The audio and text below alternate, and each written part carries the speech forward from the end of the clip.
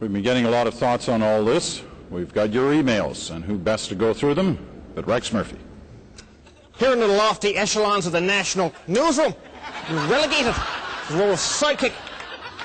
Tonto to your Lone Ranger, Iolaus to your Hercules, Linus to your Gatsby, or to use the modern literature, Ron Weasley to your Harry Potter. Reading this, which you want not to read, the opinions of the common man. Here's an email, Peter, from a viewer in Markham who says, why doesn't Mansbridge read his own bloody email? Viewer, I concur. Check your inbox, Peter. The password is DESCOG. Try to commit that to memory, Gemini boy. I may not be as handsome, attractive, athletic, symmetrical, I may be ogreish, gnome-like, if you will, Peter, but I am a meritus newsman. Your lone email message reads thusly: Dear Peter, I tender my resignation. Sincerely, Rex Murphy.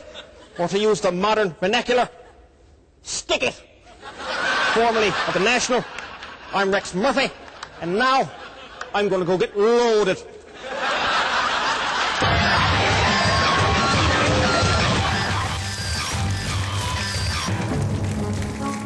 And now, Rex Murphy.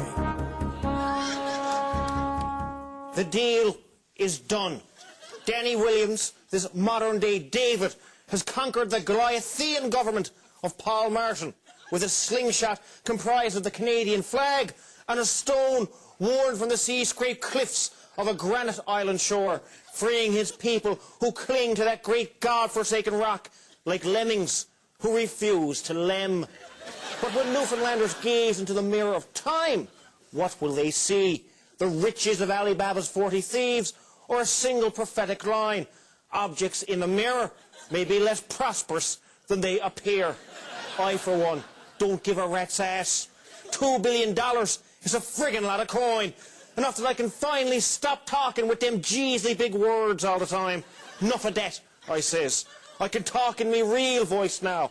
This deal is wicked altogether. Shag the CBC. I gots the Benjamins now, and I'm gonna get me some mad bling. No diggity. When I gets my share, I'm gonna be sipping me screech out of a gold-plated thermos and carpeting my crib in fly bitches.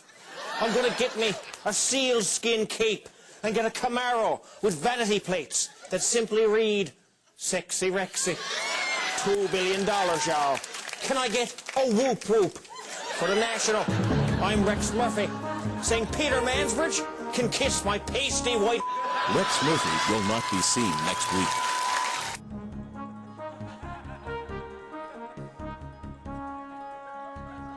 Torture victim Meher Arar is to receive $10 million and an apology.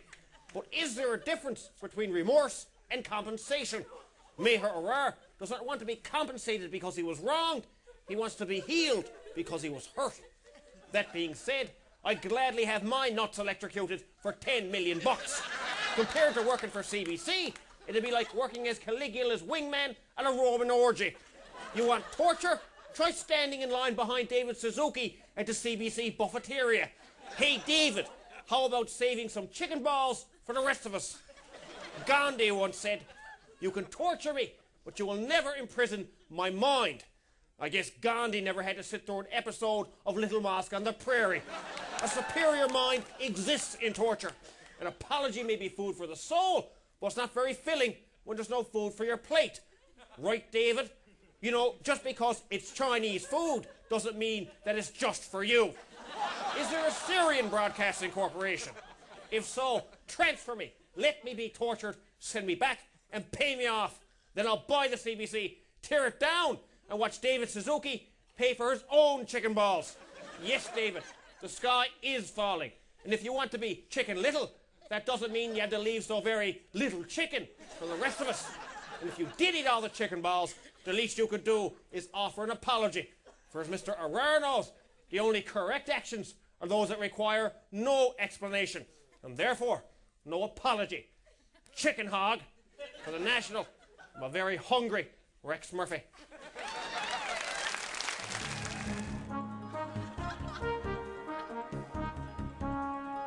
What is the purpose of a public broadcaster? Is it to provide programs which inform and enrich the public? Or is it to create crap game shows and ram them down the throats of people who can't afford basic cable? In the case of the CBC, it is most definitely the latter. Last week, CBC unveiled a fascinating new program, Test the Nation.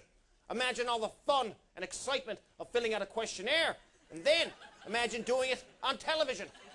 And because George Strombolopoulos needs some free time, after all, belt buckles don't buy themselves, you must have a panel of celebrities.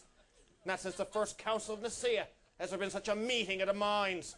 Let us review. Jessica Holmes. If Stephen Hawking's lifelong goal was to do a passable Liza Minnelli impression, he would be pissing himself. Yes, Jessica, you had a baby. We get it. Not since the Virgin Mary has the ability to conceive garnered so much press. Congratulations, Jessica. Your ovaries work. Now go get a cookie. Then there's the design rivals, the Batman and Robin of the 1,000-thread count sheet set. If brains were ottomans and common sense was a button-tufted chair, these two would still be borderline retarded. And what celebrity stood victorious, bathed in blood and grey matter after this intellectual Okinawa? Sean Majunder. So is he the smartest at the CBC? Winning a CBC celebrity IQ test is like getting a gold medal for the high jump at the Special Olympics. Why were not greater minds questioned? Give me David Suzuki, Bob McDonald, Mark Garneau, and logarithmic questions posed in dead languages, and maybe I'll show up. Maybe. If brains were brute strength, I would be Thesaurus Rex. Sean Majunder is not but a big, fat, stupid face who has to take smart pills just to drool with his big, dumb, fat bum face. Here's an IQ test for you. If you found yourself watching when the Test the Nation credits rolled, then you are an idiot. I'm Rex Murphy, and Sean Majunder can go stuff an encyclopedia up his big, beige... Rex Murphy will not be seen next week.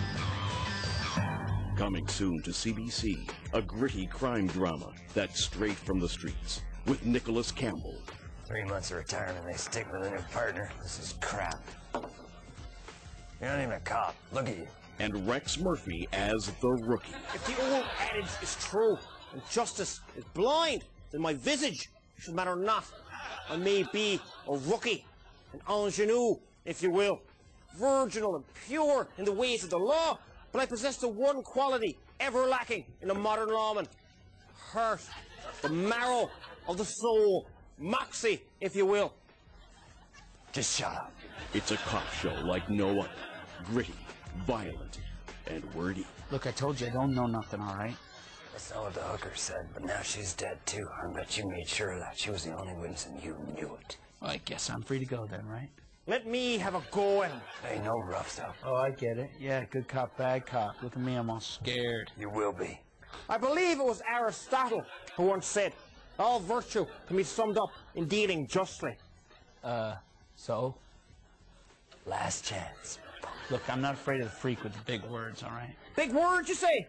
Am I chatty, wordy, bombastic, discursive, verbally flatulent? What's his problem? Am I garrulous, long-winded, palaverous, tedious, verbose? Just cut it out, okay? Oratorical, overblown, eloquent, mellifluent? See you around, punk. Wait. Look, don't go. I'll talk, okay? Is my prattling prose problematic? Does someone need a thesaurus? The Globe and Mail says it's bone-chilling, and I had to turn the sound off. Murphy's Law. But was Trudeau the one adrift in a canoe? Someone shoot me in the face? Coming soon.